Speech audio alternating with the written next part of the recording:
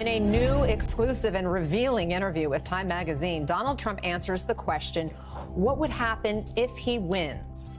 Time's Eric Cortellessa, who conducted 2 interviews with Trump and spoke with a dozen of his advisors and confidants, writes, Trump thinks he's identified a crucial mistake of his first term. He was too nice.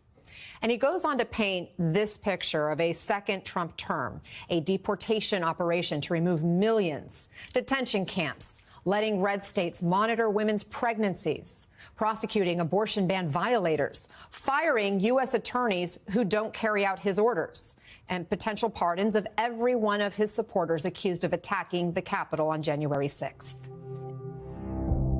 So, Mike Breen, great to have you back. This bombshell report just came out in Time, a series of interviews with the former president that reveals in living color what he intends his second term to look like. And for people like you and I, it's terrifying stuff. The former president seems to be proud of it. This does not feel like an expose to him. This feels like advertising. Right. Yeah. I mean, yet again, Ken, it's shocking, but not surprising. We've talked about this a lot. When the intelligence community or academics or researchers or really anybody who spends a lot of time trying to figure out what foreign leaders are going to do, look at autocrats abroad. One of the first rules is believe the autocrat. When somebody says they're going to do a bunch of things to bash the Constitution, when somebody says they're going to throw their political enemies in jail, when somebody in the case of the Philippines says they're going to summarily execute people that they're accusing of narcotics related crimes, like a lot of times, most of the time, you can count on them going and at least trying to do it, right? And I think that rule has to apply here. At a certain point, we're 6 months away from an election. I think we're way past the point when really anybody can pretend that they don't know what they're getting if they check the box next to his name. Yeah. Right? Yep. And so now we get to find out whether, Americans are really interested in tearing down the republic. And I don't think they are. I have to believe that they're not. And, I hope we can talk about that a little bit, but man. Yeah, I think the challenge is educating the American public about this vision. It is a brutalist vision of America's future. But what really alarms me about it, and I've had a couple of interviews for our sister show, Burn the Boats, with academics about this, there is an intellectual underpinning to it. And, talking as 2 law school geeks here, the imperial presidency isn't a term of art. It's an actual philosophy of how the executive office should operate. Do you remember John Yoo and the unitary executive and all that? Can you give us just the short version of this vision of the president essentially as monarch? I don't know how they can avoid that characterization, but that's what they're arguing for. Essentially, it's an argument for an unconstrained executive, right? It says, yes, the government, the Constitution of the United States is based on this famous phrase, checks and balances, right? That there are 3 branches of government. You got the judiciary, and the Supreme Court is the most focused on piece of this, especially for constitutional law. You got Congress, the Senate, and the House, and then you've got the presidency. And that the president, in this view, ought to be really unconstrained by the other 2 branches more and more, right? That unless that is allowed to happen, that the country, especially in an age of great power competition, national security threats, there's always a justification, right? There's always a justification for essentially emergency powers that never end. That goes back to Lincoln famously suspending certain legal rights, habeas corpus, and other things during the Civil War, right? The exception that a lot of these guys think proves the rule. But the argument is essentially the president should be able to do more or less whatever they want, and that the only check on presidential power is elections. There are obviously some major problems with this. Right? First of all, it's very clearly not what the founding fathers intended, to the extent that anybody cares about that. Second of all, the problem with unconstrained power being constrained by elections is that you can use the unconstrained power to rig the elections. or to do one of a million things to make sure that the election goes your way, or is at least cast into a ton of doubt so that nobody's sure if you won or lost? And obviously Donald Trump already tried this once and came up against institutional limits. I'm not even getting into the fact that it would put the rights of all Americans and the safety of the world at risk to have a system like this. And essentially, you're deciding that you don't want to be a republic anymore, and Julius Caesar sounds like a pretty good way to go. And you want to become something else, something more imperial, something more like a monarchy, something more like an elected dictator almost. But there are a lot of people who believe this, and there are a lot of people who've made in-depth legal arguments in favor of it. It comes up all the time. And I think it's probably the case that if more than a few, I hope a few Supreme Court justices might be sympathetic to that view of the presidency.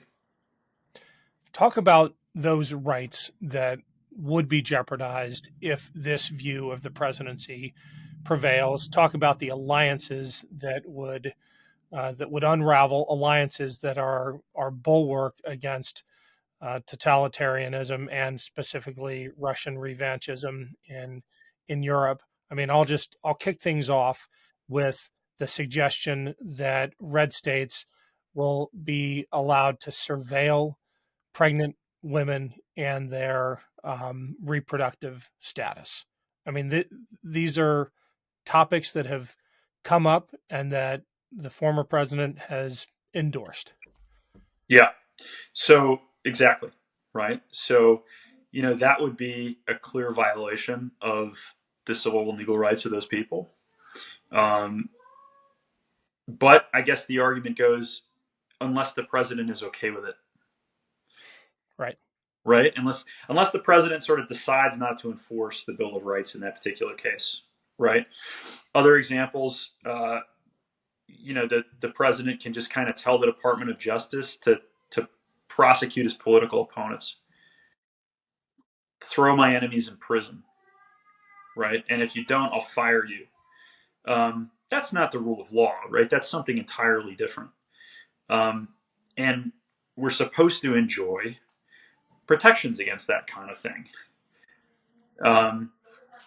In the realm of foreign policy, that's where the president has the most discretion, but Congress has the ability to make and ratify treaties and do a bunch of other things. And that's sort of the saying, the president has the ability to not follow those treaties if he wants to. Can we double click on that? Because I think a key point that the institutionalists miss is that Congress can pass all the laws it wants, but when it comes to enforcement, when it comes to execution, I'm thinking in particular about this Senate push to make sure that it would be harder to pull out of NATO than simply saying, I withdraw from NATO. But if we operationalize what might actually happen, Russia decides to move beyond Ukraine, invades one of the neighboring NATO allies. The treaty might say we are obliged to go to their defense, but if the commander in chief says, I'm not going to do it, that's where the power actually lies. That's exactly right. Because the commander in chief, that's who the entire military apparatus is taking their orders from, and the intelligence community, right? So this is the whole point of the executive. The executive exists to execute the will of the people, right? Which is, in broad terms established through the legislative branch and then managed and made real by the executive. And this should not be super weird, right? I mean, if anybody's familiar with how boards of directors and CEOs interact, it's a lot like that, right? I mean, this is the idea. You get legitimacy and strong debate from the larger group that debates and decides, but they're slow and they're not going to be good at day-to-day management. So you need an executive to manage the thing. And the question is, what's the balance of power between those two things? How much running room does the executive get? Organizational boards and CEOs have this conversation all the time. This is not strange stuff, right? And they're usually bylaws. Everybody's working within a written agreement and a written understanding. So this is not outside the realm of what most people know about, right? Country works ideally in a similar way. I think when you talk about what Congress can do to restrain an executive, I think we've got to just come out and say that the most important thing Congress is given, a powerful tool by the Constitution, not only in the case of clear breaking of laws or illegal activity, but in the case of an executive that Congress judges to be a threat to the constitutional order and the continuation of democracy, and that's impeachment, right? Congress can say, not only do you not get to be president anymore, but you don't get to run for president again.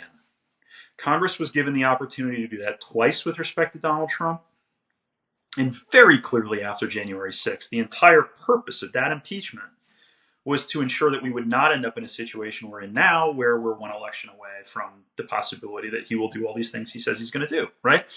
Congress completely failed to exercise its responsibility. So, when you hear people talk about reaching for these much weaker tools, you got to say, look, you had the opportunity, arguably maybe still even do, to use the tool that would work, would unquestionably work, and you're not doing it. And, if we were having a more academic conversation, this is where we get into the question of the founders not anticipating the power of political parties today, right?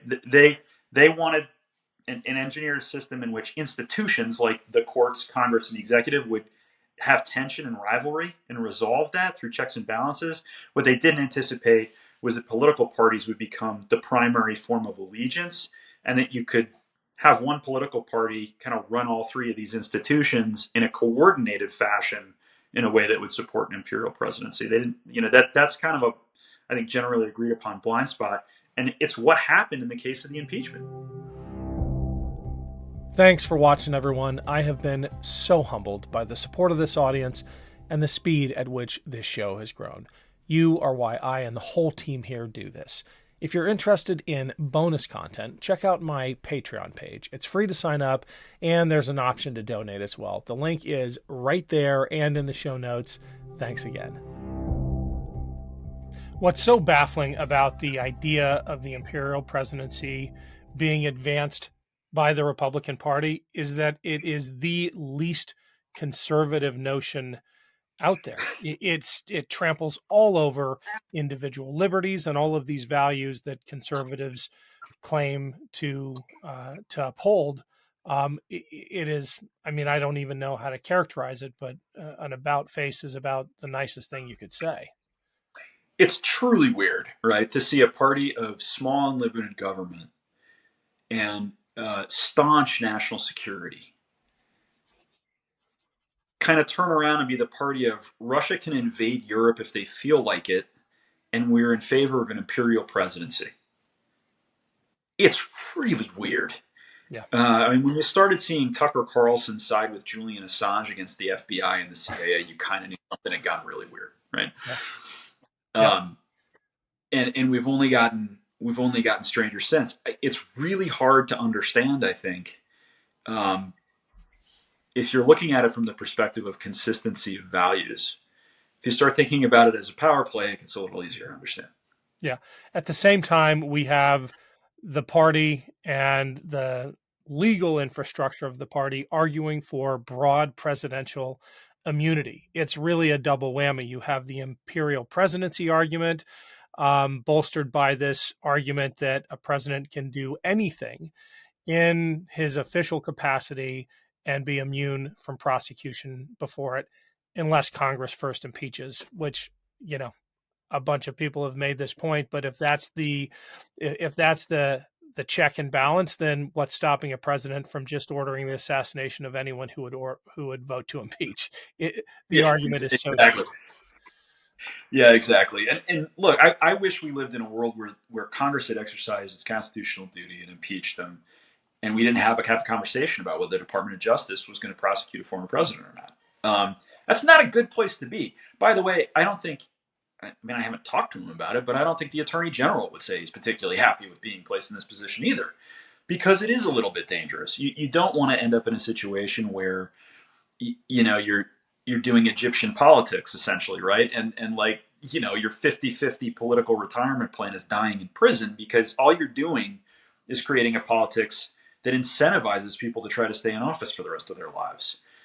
Right. You ought to be able to peacefully retire from being the president of the United States. That's the example George Washington set when he went back to his farm and said, "Don't make me a king." I mean, this is key, right? The exit strategy from power is key to democracy. So it is a little bit dangerous to start playing with this stuff, but we're in a situation where we, I think, one, have clearly criminal behavior, alleged criminal behavior on the table, and two, what choice is left? Because other institutions have failed to exercise their duties and their responsibilities. I believe it was Alito who engaged in this line of questioning, suggesting that we need to afford broad immunity or else a president will do anything he can to stay in power. I mean, what a perverse incentive structure for presidential authority. I mean, the argument was basically made that, unless we tell Donald Trump he can do whatever he wants and won't be prosecuted when he leaves office, he'll want to stay in office forever. That doesn't seem like an argument a Supreme Court justice should be making. Yeah, I think it's got a few holes in it, Ken. One or two, and it leads you to a pretty terrible place. Yeah. We'll see. I gotta believe that he knows that. I mean, but what really concerns me is that I think the court is putting itself in a position where they're just kind of almost playing for time to avoid this question. But in doing so, they're also putting the country in a situation that is really challenging, where you have unresolved multiple criminal prosecutions against someone who's going to be on the ballot that won't get resolved until it's over. So you want to talk about perverse incentive structures. Now Trump's basically got two choices: win the election or go to jail. It's the exact problem that Alito was talking about. Yep. That's where we are. We are. One final question, and it's kind of flippant, but do you have a theory as to why the former president would agree to an interview like this? From having observed him as long as I have, I think he just wanted his picture on the face of Time magazine again. That might be right. And never underestimate the weird fame-seeking ego of this man. I mean, it's obvious that sort of narcissism overcomes strategic thought with him a lot, right? I think that's true, but I also think there's a decent chance he's advertising. Yeah, that's good. I think he's selling people something that he's hoping they want, and that to me is the biggest piece of this. We've got to believe that he's going to go do this stuff. That's his platform is burn it down, right? Yeah. Who wants to vote for that platform?